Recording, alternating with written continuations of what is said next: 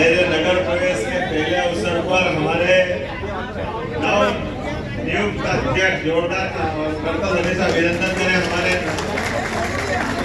आनंद कावरे जी का, माननीय सांसद कौशिक बिसेन साहब, माननीय भाव गौरीशंकर भाव साहब, इस अवसर पर हमारे दोनों माननीय विधायक लांजी और कटंगी, इस अवसर पर विधायक, सांसद, महापौर, पार्षद, ये सबको मान प्रतिष्ठा दिलाने वाले ये सारे कार्यकर्ताओं को प्रणाम करता हूं जो अपनी ताकत, अपनी क्षमता, अपनी ऊर्जा से सरकार बनवाते हैं।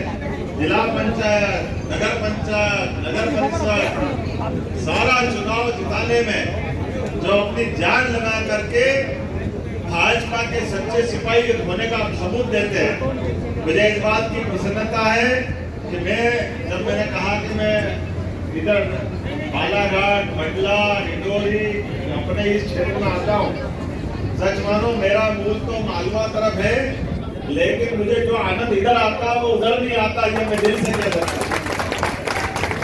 आप लोगों की जो मन की क्षमता, योग्यता और प्राकृतिक रूप से जो आपकी कठिनाइयां हैं, अब यहाँ से भोपाल तक जाने आने की जो दूरी है, जो उसकी अपनी परेशानियां हैं, लेकिन उसके बावजूद जम के आप काम करते, मैं आप दोनों को सबको दोनों हाथ जोड़ के प्रणाम करता हूँ। मैं लगातार ये मैंने कावरे जी को अलग कर दिया कि भैया कार्यकर्ताओं से बात करना तो मेरे को ही कर लेने दो। सच्चे अर्थों में मैं उनका शब्दों से अभिनंदन करूंगा, वो मेरे को पुष्प से, मन से, दिल से तो स्वागत कर ही रहे हैं, और उनके आंखों का भाव स्वागत मैं ले लूंगा। ये ज्यादा जरूरी है कि मैं उनका स्वागत करूं। हमारे बना करके पार्टी के मान के आधार पर जो काम पार्टी ने दिया, जब कभी भी दिया, मैं आपकी जानकारी के लिए बता दूं कि वैसे तो मैं नगर मंत्री विद्यार्थी परिषद से शुरू हुआ, 82 से 92 राष्ट्रीय मंत्री बन के फ्री हुआ, लेकिन राष्ट्रीय मंत्री बनने के बाद मेरे पहले जगत प्रसाद नड्डा जी वो युवा मोर्चा के राष्ट्रीय अध्यक्ष बने, और मैं संघ का नगर सायं भाग कार्यवाह बना, बच्चों का कार्यवाह। लेकिन काम बड़ा हो या छोटा, हमको दिल से करना चाहिए। मेरे बाद धर्मेंद्र प्रधान वो युवा मोर्चा के राष्ट्रीय अध्यक्ष बने, जनरल सेक्रेटरी बने भाजपा के बाद में। लेकिन उसके बाद जब मैं दोबारा संघ से भाजपा में आया तो 97-98 में युवा मोर्चा प्रदेश कार्यकारिणी के सदस्य के नाते से वापस काम चालू किया। ये युवा मोर्चा के काम के मतलब ये है कि हमको जो काम मिल जाए, जैसा काम मिल जाए, और काम के प्रति कोई बड़ा नहीं, कोई छोटा नहीं, कोई अच्छा नहीं, कोई बुरा नहीं, हमारे कार्यकर्ताओं को काम के आधार पर पार्टी मांझती है, उनको तैयार करती है, उनके अंदर की क्षमताओं को मौका देती है।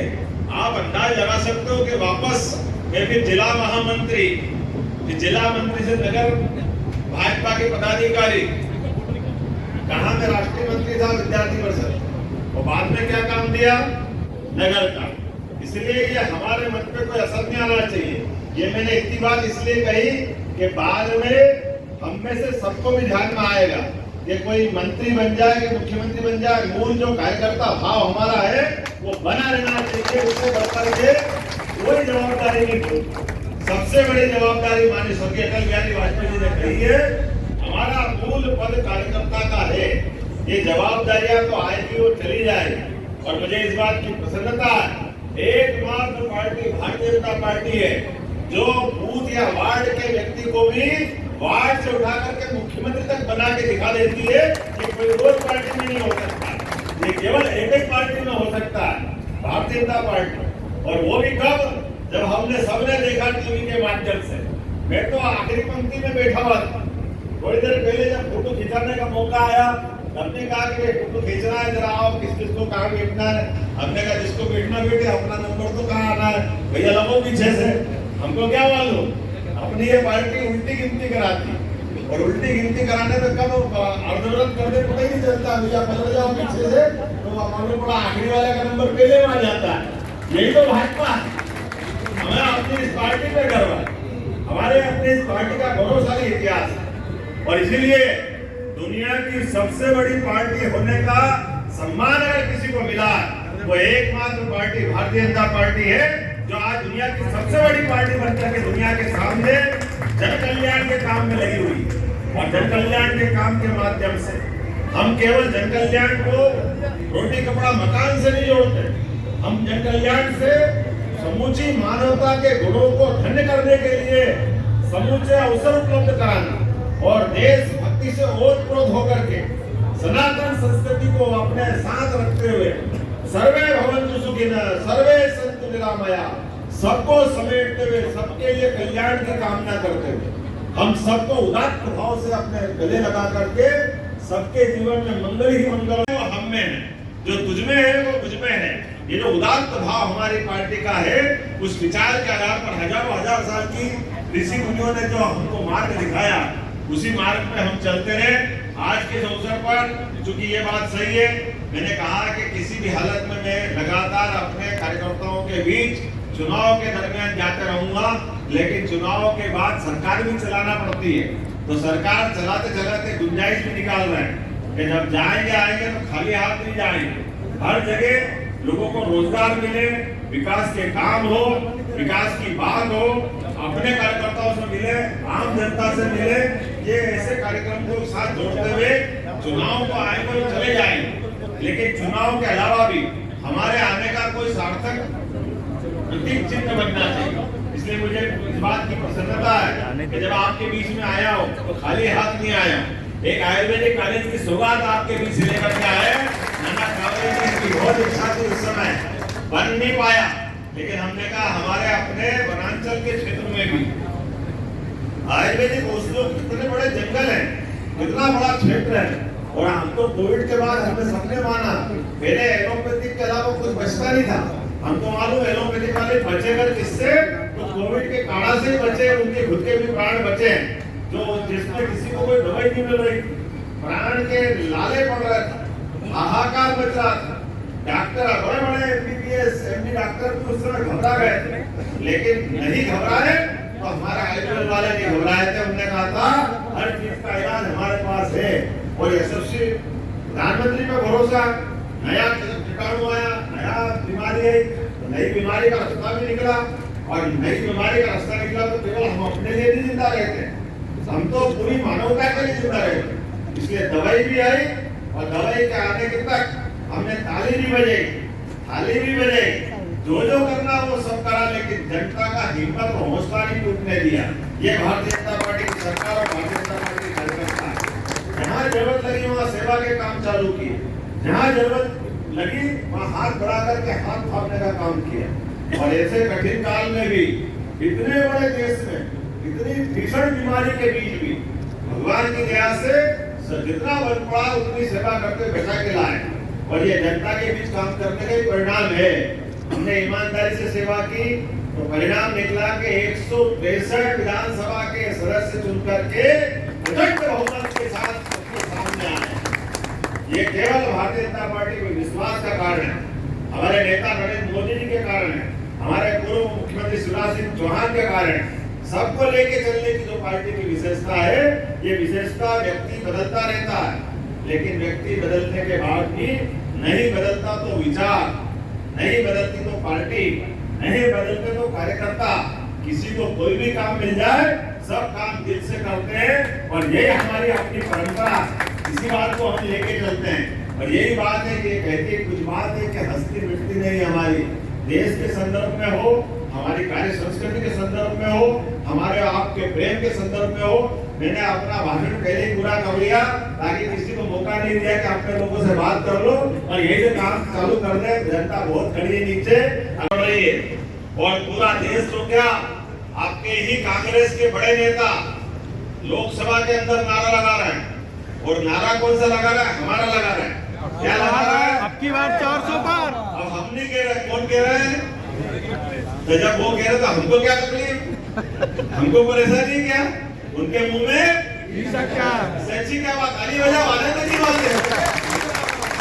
जो हमको कहना चाहिए वो हमारे विरोधी पक्ष के लोग कहे। जब विरोधी पक्ष के लोग कहे, इसका मतलब परमात्मा ने जो रचना रची है, नरेंद्र मोदी जी की सरकार बनने के लिए अगर आगे बढ़ रही है, तो नरेंद्र मोदी जी की सरकार बनने में अब सबको साथ है। पक्ष भी हो, विपक्ष भी हो, परिस्थितियां भी हो, वातावरण भी हो। उससे बढ़कर क्या है, उससे बढ़कर एक बड़ी बात है पहली बार सरकार बनाई नरेंद्र मोदी जी ने 2014 से 2019 में। वो दो तरह की सरकार मानी जा सकती थी। एक सरकार मनमोहन सिंह जी की कांग्रेस सरकार की नकारात्मकता की परिस्थितियां, जिसने देश को सीमा पे लज्जित किया, आतंकवादी घटनाओं को बढ़ावा दिया, देश में भ्रष्टाचार के मौके अनेक आए, कई मंत्रियों को इस्तीफा देना पड़ा, देश का दुनिया में मान सम्मान घटा, हमारे अपने सभी प्रकार के अवसरों पे तुषारापात हुआ। ऐसे निराशा के माहौल में जनता ने हिम्मत और हौसला के साथ नरेंद्र मोदी जी को मौका दिया, जिसके कारण से हम एक सशक्त भारत की तरफ बढ़ने का टेन्योर अगर वो था तो 2014 से 2019 का टेन्योर था। दूसरी बार हमारा फिर माननीय मोदी जी को मौका मिला तो वो आपकी बार नकारात्मकता नहीं थी।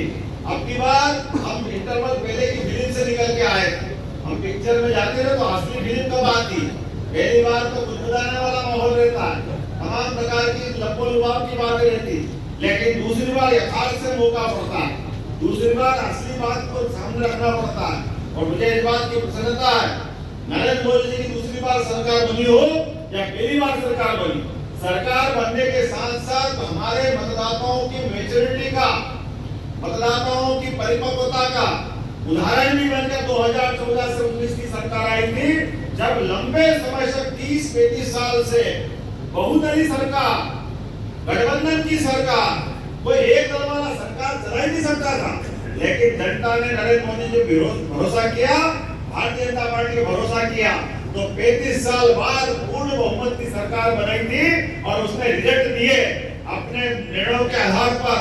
हमको मालूम है कि हमारे बॉर्डर पर अगर कोई ने हमारे सैनिकों के साथ दुर्व्यवहार किया तो जिसके जैसे के साथ वैसा, क्या बोलते हैं, जैसा को तैसा, जैसे के साथ ये फैसला करा के नहीं करा, सर्जिकल स्ट्राइक, एयर स्ट्राइक। और बॉर्डर पे जब हमारे सैनिक देश की देशभक्ति के आधार पर भारत माता की जय जयकार करते हैं, अगर प्राण हथेली में लेकर के अपने बलिदान को तैयार रहते हैं, तो कोई उनके साथ गलत व्यवहार कैसे कर सकता है, कोई सोते में उनको कैसे मार सकता है, कोई उनकी हत्या के करके किसी और देश में भाग जाएगा, तो देश में तो क्या 7 समंदर पार भी होगा तो भारतीय लोग छोड़ेंगे नहीं। ये नरेंद्र मोदी जी की सरकार ने करके दिखाया। हमारे देश के दुश्मनों से निपटते कैसे हैं, हवा से निपट सकते हैं, मैदान से निपट सकते हैं।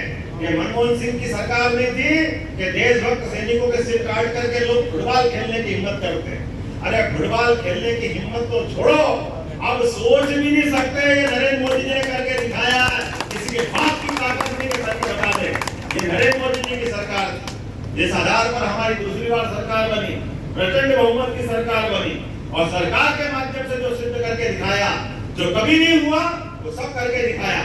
धारा 370, 3 तलाक, नोटबंदी, और तो बेईमानों की भी घर घुस करके उनकी भी बोलती बंद करने की हिम्मत करी। इसके आधार पर देश में मैं खाऊंगा, ये कहानी है, करके दिखाया है। जितने जो चिल्ला रहे हैं सब जमानत पे है, कोई भी फालतू नहीं है, कोई भी नहीं है, लाइन लगे हुए सबके। और ये मोदी मोदी इसीलिए क्या गीत गा रहे हैं, आज नहीं तो कल तेरा, आज मेरा, नंबर सबका अंदर ही है, बाहर है ही नहीं। जैसा होगे वही काटोगे, वही समय आया है। इसलिए अब देश के अंदर शुचिता का वातावरण बनाने के लिए, देश को दुनिया का नंबर 1 देश बनाने के लिए, देश के अंदर विकास की बयार बनाने के लिए, गरीब से गरीब आदमी का जीवन अच्छा बनाने के लिए हमको तीसरी बार सरकार बनाने की जरूरत है। और तीसरी बार सरकार बनाने के लिए मैंने अपने कार्यकर्ताओं के बीच में आया हूँ। आप सबके भरोसे से हम और आप सब मिलेंगे, निश्चित रूप से नरेंद्र मोदी जी की सरकार बनेगी। बोलो बनेगी कि नहीं बनेगी? जब तक सरकार बनेगी तो हम हाथ पे हाथ धर के नहीं बैठ सकते। अपने स्थान पे खड़े हो जाओ, मुट्ठी बांधो, संकल्प करो। जब तक चुनाव हो करके एक-एक वोट, एक-एक बूथ पे नहीं डल जाए, तब तक हम चैन से नहीं बैठेंगे। बोलो तैयार हो? बोले भारत माता की जय, भारत माता की जय, भारत माता की जय। बहुत बहुत धन्यवाद। भारत माता की जय।